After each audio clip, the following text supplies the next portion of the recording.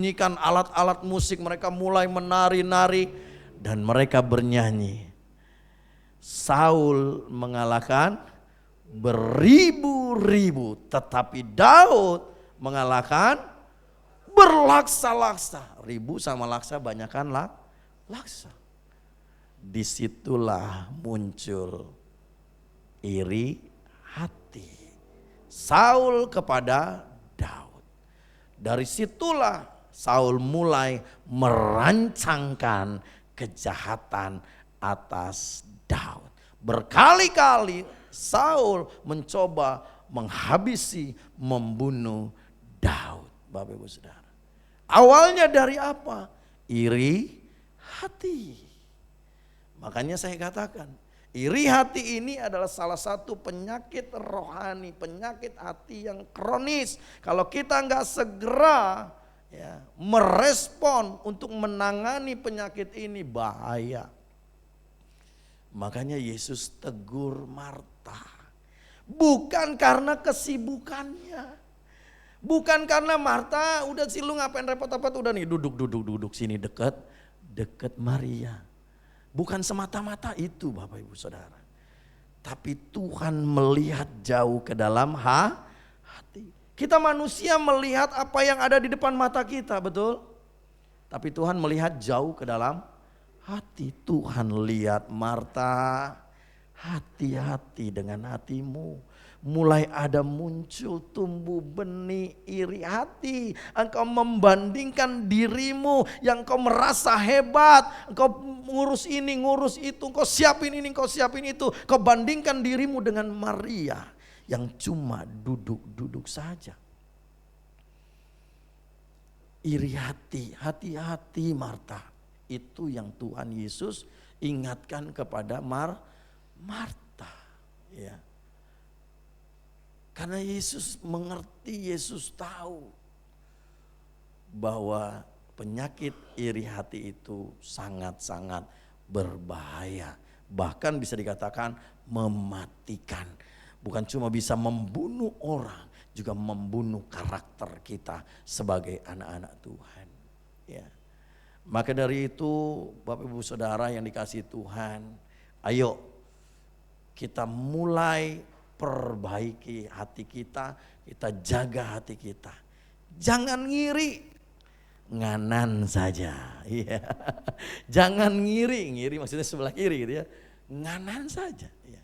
Jangan selalu ngiri. Ya. Karena orang yang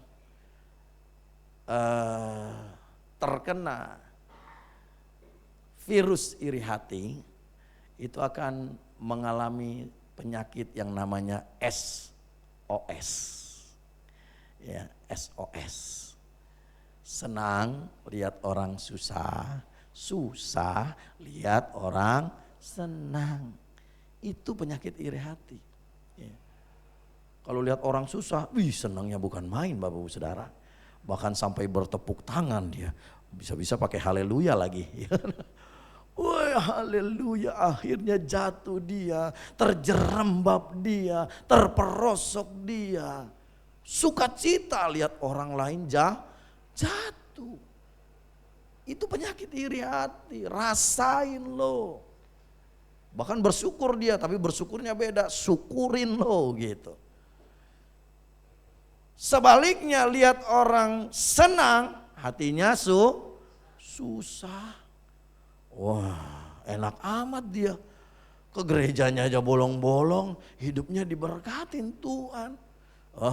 Ini pasti nih, jangan-jangan nih di kerjaannya korupsi. Jangan-jangan nih dia nipu kanan kiri, nipu sana sini. Susah hatinya menerima orang lain mendapat promosi dari Tuhan lewat pekerjaannya, lewat usahanya. Susah hatinya. Karena dia terkena penyakit SOS ya, yang diakibatkan dari virus iri hati. Ini bahaya sekali Bapak Ibu Saudara. Ya. Ini bahaya sekali. Banyak orang yang imannya tidak bertumbuh, ya, hidupnya akhirnya ndak keru-keruan karena penyakit iri hati ini. Ya. Terlalu sibuk memperhatikan kehidupan orang lain tanpa mau memperhatikan hidupnya sendiri. Ya. Kemarin saya baru pulang dari, tepatnya Jumat ya, Jumat saya baru pulang dari mengikuti retreat Sinode JKI di Salatiga. Ketika saya nyetir bawa mobil, biasanya kalau di depan mobil kita itu ada truk ya, di bak truk itu kadang-kadang ada tulisan-tulisan yang ya menarik lah ya, kadang-kadang juga memberkati juga gitu ya.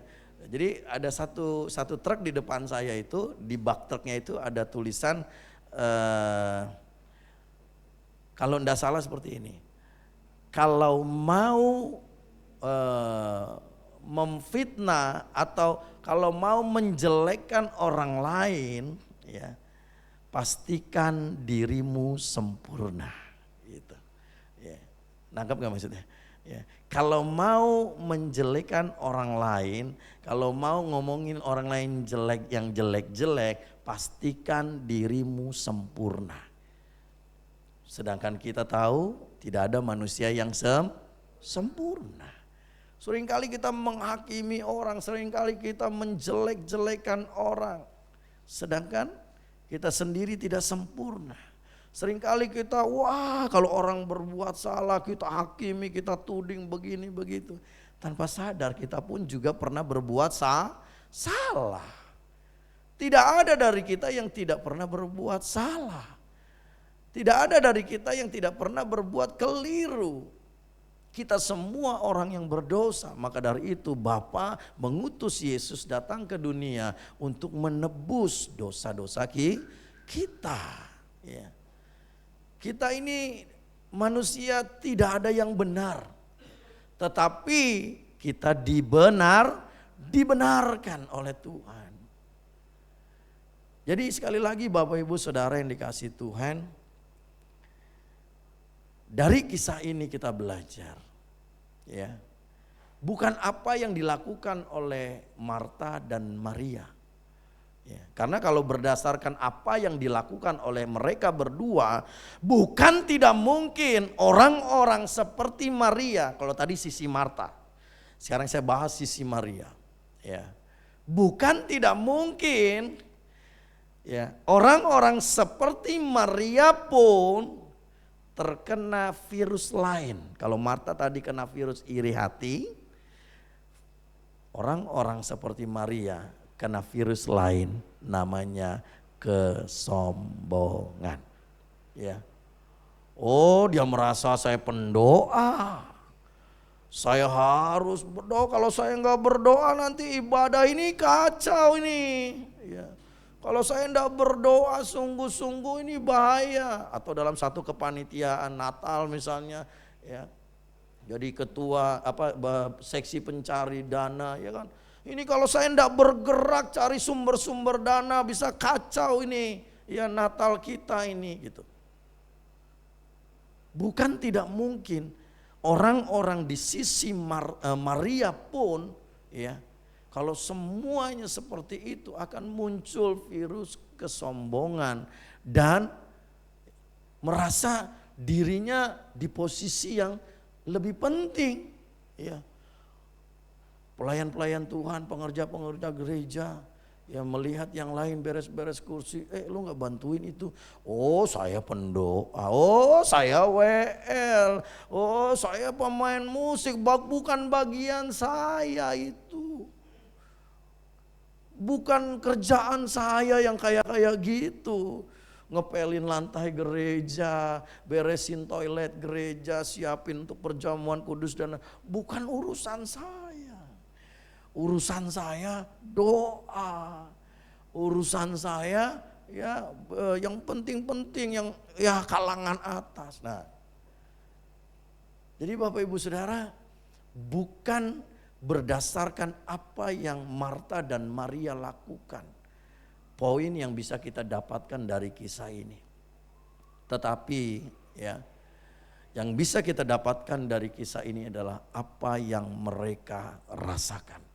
Artinya sikap hati. Selama sikap hati mereka berdua benar, ya, semua berkenan di mata Tuhan. Amin. Ya, semua berkenan di hadapan Tuhan. Ya. Selama sikap hatinya benar. Kenapa Yesus tegur Marta? Karena dia melihat sikap hatinya ada ketidakbenaran. Maria dalam kisah ini tidak diceritakan bahwa, ya Tuhan, itu Marta itu terlalu sibuk itu Tuhan. Coba tolong dikasih tahu Tuhan supaya jangan terlalu sibuk itu, suruh duduk sini. Tidak diceritakan Marta seperti itu. Makanya Yesus bilang, tetapi satu saja yang perlu, Maria telah memilih bagian yang terbaik. Apa bagian yang terbaik? Bukan cuma sekedar duduk diam di kaki Tuhan, tapi menjaga hatinya. Mungkin gak Maria juga bersikap seperti Marta, dia perhatiin. Ini Marta ini mondar mandir kesana kemari nggak keruan. Yesus mau ngomong, ini guru ini mau ngomong, bukannya duduk. Bisa nggak seperti itu Maria? Bisa. Bisa nggak Maria colek Tuhan Yesus seperti Marta juga ngomong sama Tuhan Yesus? Tuhan, guru itu tolong kasih tahu Marta, suruh duduk biar acaranya bisa dimulai, engkau bisa bicara dan lain sebagainya. Suruh dia seperti saya duduk diam seperti ini. Mungkin enggak? Mungkin saja. Tetapi tidak diceritakan di sini Maria melakukan itu. Maria menjaga hatinya. Makanya Yesus berkata Maria telah memilih bagian yang terbaik. Dengan kata lain Maria menjaga hatinya dari virus kesombongan. Ya. Sedangkan Marta, nah ini makanya Yesus ingatkan Marta, ya. Bukan karena kesibukannya, bukan apa yang telah dikerjakannya. Sekali lagi kita sepakat tadi bahwa dalam satu gereja, ya, bahkan dalam satu komunitas, organisasi, diperlukan orang-orang seperti Marta. Kalau semuanya pendoa, repot ini. Ya. Panitia Natal, semuanya isinya pendoa. Wah, bisa-bisa dananya tidak terkumpul ini ya. Bisa-bisa ya, bukan saya merendahkan kuasa doa, bukan ya. Ada bagian-bagian tertentu dari setiap kita, amin. Ada bagian-bagiannya, ada yang berdoa, ada yang bergerak, ya, ada yang ini, ada yang itu. Nah, Tuhan tidak mengkritik apa yang dilakukan oleh Marta, tetapi yang dikritik Tuhan Yesus, yang Tuhan Yesus ingatkan kepada Marta adalah sikap hatinya. Hati-hati dengan hatimu Marta. Jaga baik-baik hatimu Marta. Jangan sampai jeripayanya Marta nih ya, udah beresin tempat buat pertemuan mereka, karena iri hati itu tadi jadi nggak berkenan Tuhan. Ya, Tuhan jadi nggak berkenan karena iri hati.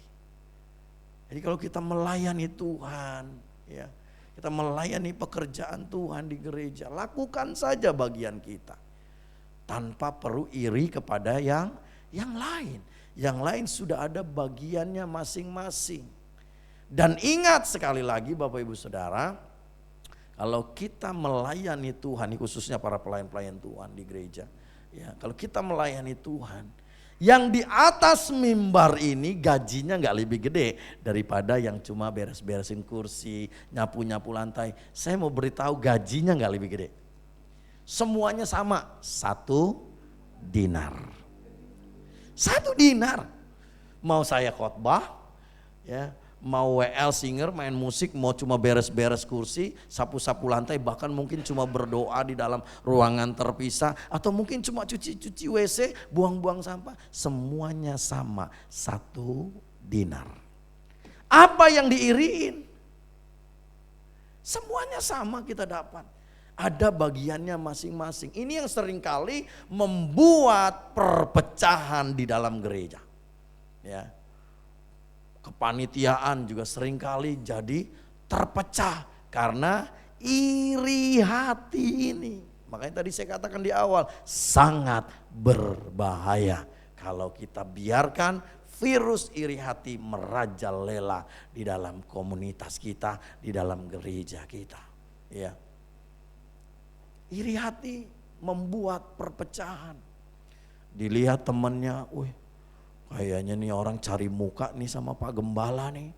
Ya, cari muka, nggak tahu mukanya hilang kemana gitu ya, dicari-cari.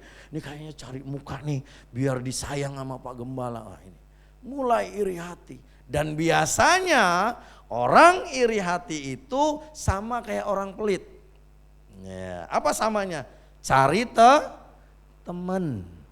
Cari dukungan. Orang pelit juga begitu loh. Ya. Orang pelit juga cari teman.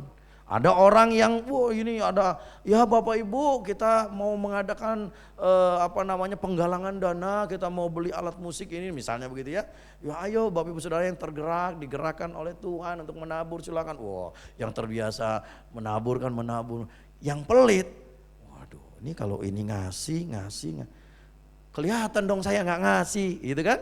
Kelihatan dong saya pelitnya, ngajak temen, cari temen, mulailah dibisik-bisikin, dicolek-colek. Lu jangan, udah itu gereja udah banyak uangnya, udah itu dananya udah cukup, nggak usah. Supaya ada teman, supaya dia nggak sendirian kelihatan pelitnya gitu loh Bapak Ibu Saudara.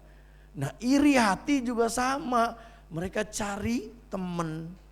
Begitu mereka ada dia iri hati sama seseorang, dia mulai rangkul teman-teman yang lain.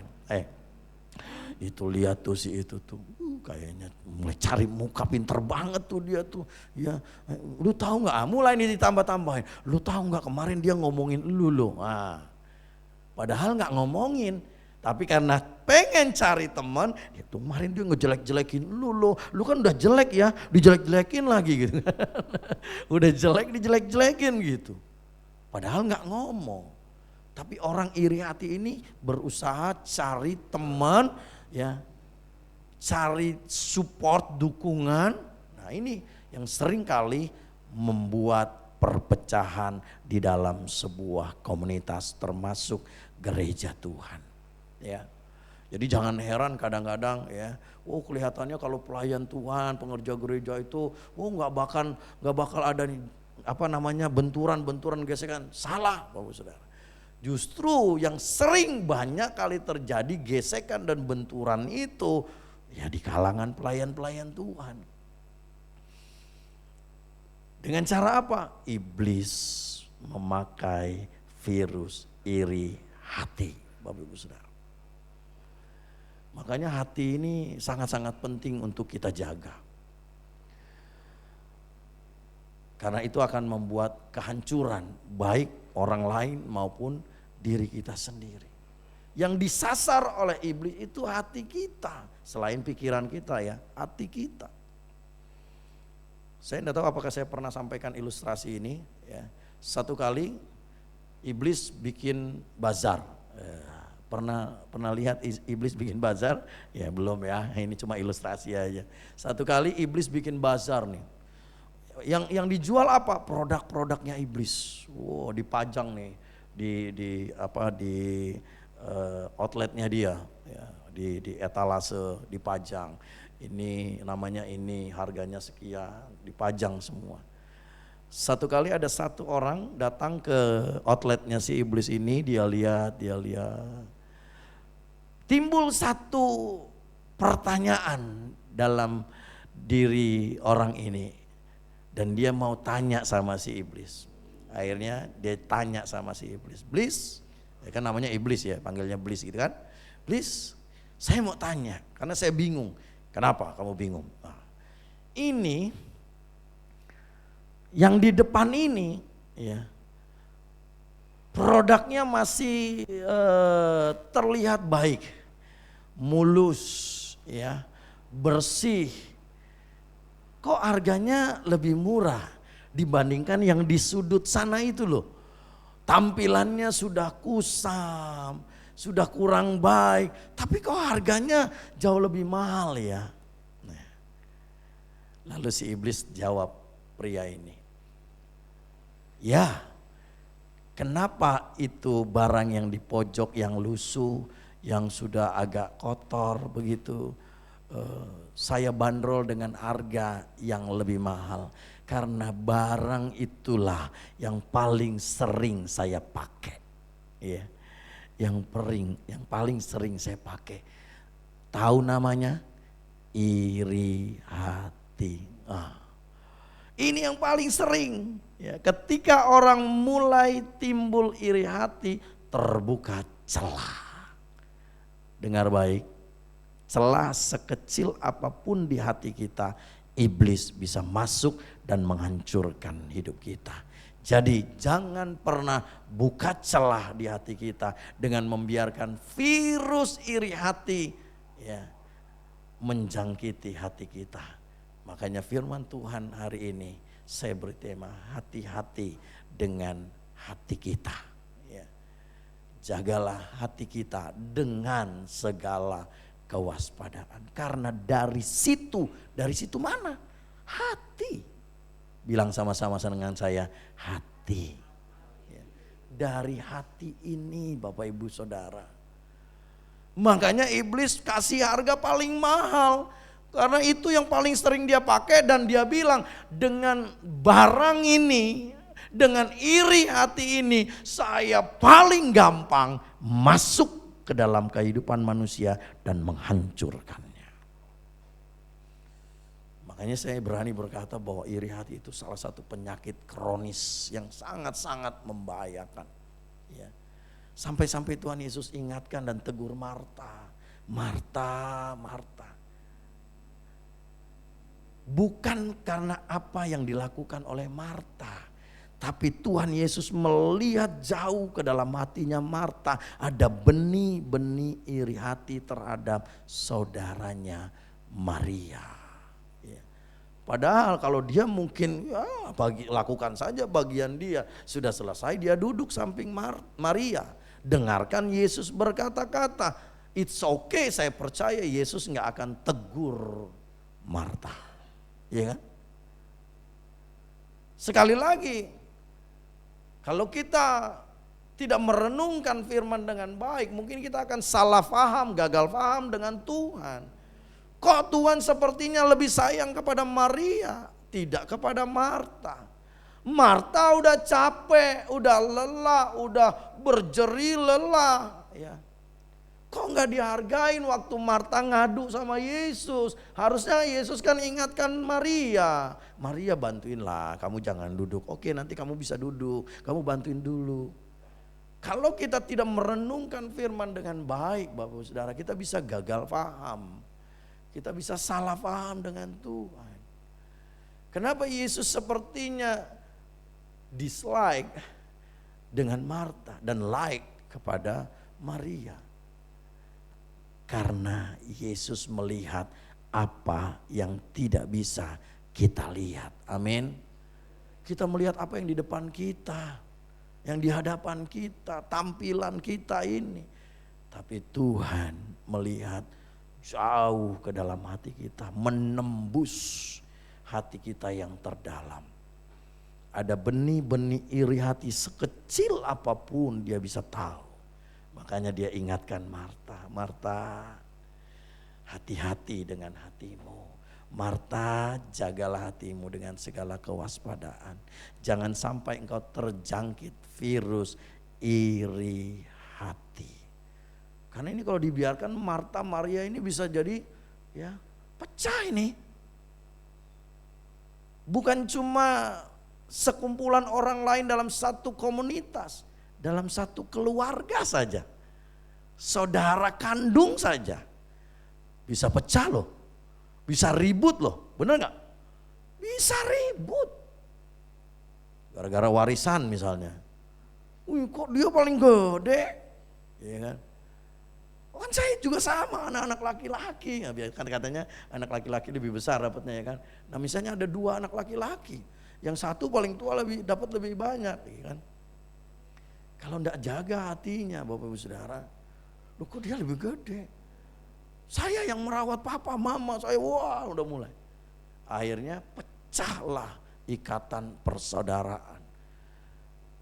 Bukan karena uang, tapi membiarkan celah terbuka sehingga penyakit atau virus iri hati itu masuk dan iblis pakai itu untuk menghancurkan kita.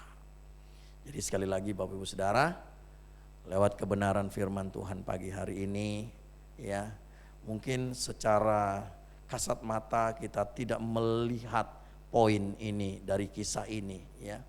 Tapi Tuhan berikan sebuah pewahyuan bahwa ternyata Yesus menegur Marta bukan apa yang karena dia lakukan, tapi sikap hatinya ya.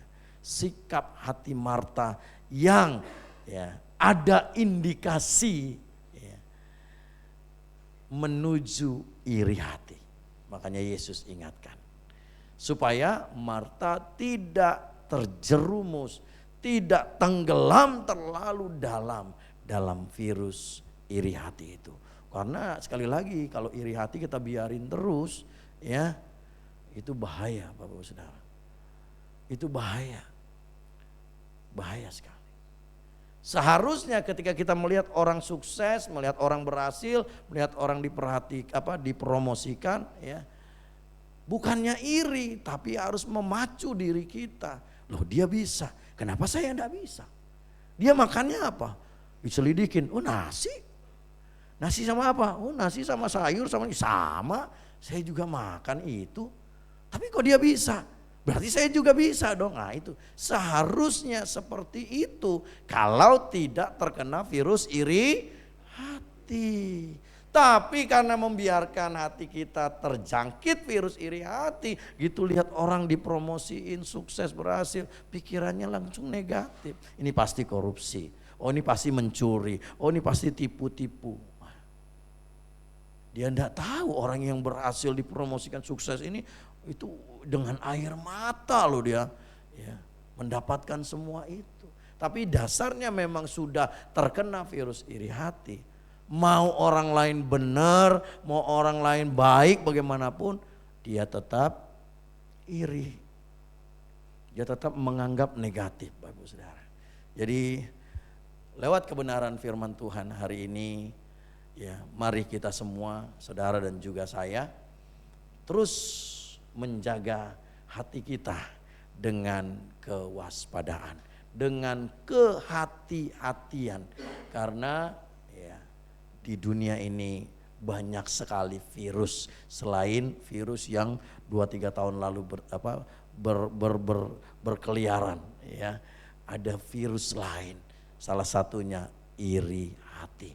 Nah, ini kalau kita nggak jaga betul-betul hati kita, hati-hati sekali ya. Sangat berbahaya sekali ya. Ayo kita bersikap positif, berpikir positif terhadap apapun yang kita lihat, apapun yang terjadi di sekeliling kita ya. Ketika kita berpikir secara positif, maka tindakan kita pun jadi positif, hasilnya jadi baik. Amin. Tuhan Yesus memberkati. Saya undang kita semua bangkit berdiri. Haleluya.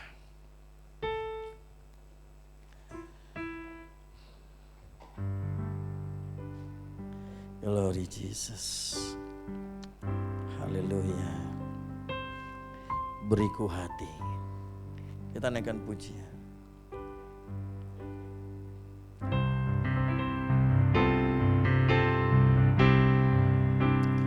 Beriku hati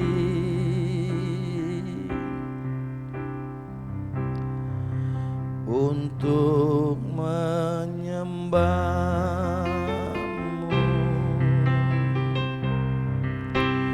Beriku hati untuk mengasihi.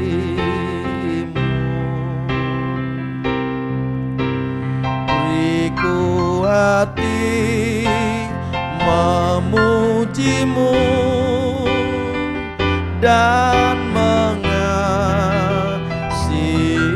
Engkau seperti wanita yang datang mengurapimu. Kita nyanyikan pujian ini kembali. Beriku hati, mari minta kepada Tuhan hati yang tulus murni, yang berkenan di hadapan Tuhan, sehingga hati kita terjaga dengan baik dan terhindar dari serangan virus yang namanya iri hati. Sebab iri hati itu akan menghancurkan hidup kita, juga menghancurkan hidup orang lain. Beriku hati memujimu dan mengasihi Engkau seperti wanita yang datang mengurapimu. Beriku hati untuk selalu memujimu Tuhan. Beriku hati memujimu dan mengasihi Engkau seperti wanita yang datang mengurapimu. Seperti wanita, seperti wanita yang datang mengurapi